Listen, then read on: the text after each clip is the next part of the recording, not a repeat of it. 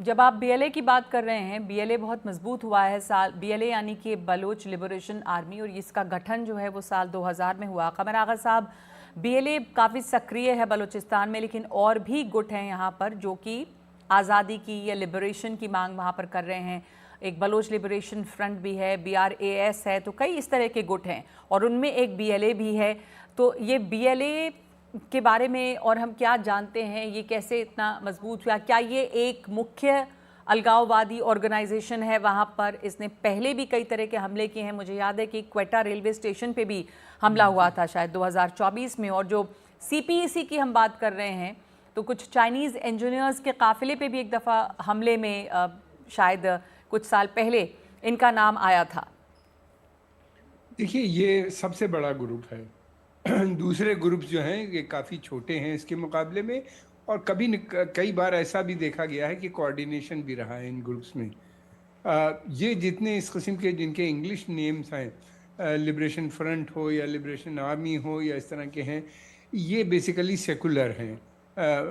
इनका एक secular democratic state वहाँ पे बनाना चाहते हैं, उसका गठन करना चाहते हैं। दूसरी तरफ ये है कि इनके अलावा कुछ इस्लामिस्ट ग्रुप भी हैं वहाँ के ऊपर।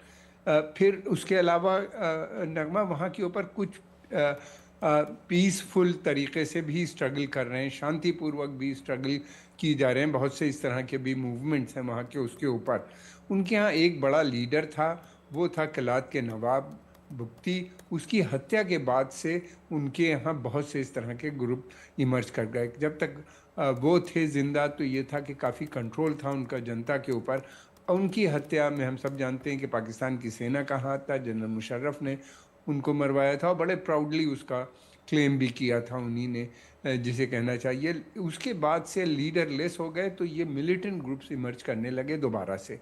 और फिर दूसरी बात ये कि इन लोगों में पढ़े लिखे लोग भी हैं, बहुत समझदार लोग हैं, और वो ये देखते हैं कि पाकिस्तान एक फेल्ड स्टेट है, जैसे जनरल ने अभी बताया हम लोग को। और दूसरी तरफ ये भी देखते हैं कि जो इकोनॉमिक क्राइसिस है वो बढ़ती जा रही है, और उस इकोनॉमिक क्राइसिस के बढ़ने की वजह से खैबर पख्तूनख्वा और बलूचिस्तान और ऑक्युपाइड कश्मीर के ऊपर क्राइसिस और ज़्यादा बढ़ती हुई नज़र आती है। फिर चाइनीज़ प्रेजेंस से इनको, जैसा कि आपने बताया, कि फ़ायदा नहीं है, और ये लगातार चाइना के जो ग्वाडर पोर्ट है या दूसरी जगहों पे जो चाइनीज़ आए हैं उन पे भी अटैक करते रहते हैं। एक बार नहीं, कई बार इन्हीं ने किया है, कई लोगों को मारा है। यही नहीं बल्कि पाकिस्तान से उनकी डिमांड है कि चाइना अपनी सेना लेके आएगी प्रोटेक्ट करने के लिए चाइनीज़ नेशनल को, और उस पर काफ़ी बातचीत भी चल रही है। मुझे याद नहीं कि अब क्या पोजीशन है, जी। लेकिन ये है कि चाइनीज़ बहुत नाराज़ हैं पाकिस्तान से कि वो उनको हिफाजत नहीं दे। इतना पॉपुलर मूवमेंट है, इतना बढ़ गया है, इतनी सपोर्ट है इसको जनता के बीच में कि इस तरह के मूवमेंट को दबाना मुश्किल काम नहीं होता। दूसरी तरफ पाकिस्तान की जो सेना है वो केवल एक चीज़ जानती है, दमन की नीति, मैसिव फोर्स लगा के उसको दबाना। और लाखों लोगों को ये मार चुके हैं अब तक, लाखों लोगों को मार, पता नहीं कितने लोग इनके जेल में हैं।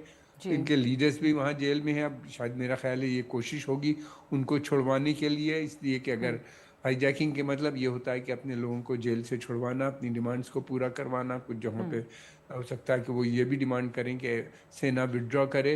इस तरह की अभी नहीं मालूम जी, है, हम लोग तो अब को इनकी जल्दी आ जाएंगे। और बिल्कुल। ये भी है कि इनको काफ़ी सपोर्ट इस वक्त जो बॉर्डर के दूसरी तरफ अफ़गानिस्तान है वहाँ से है। वहाँ से इनको बहुत सोफिस्टिकेटेड वेपन इनको इनके पास हाथ लग गया है जो अमेरिकन छोड़ के गए हैं।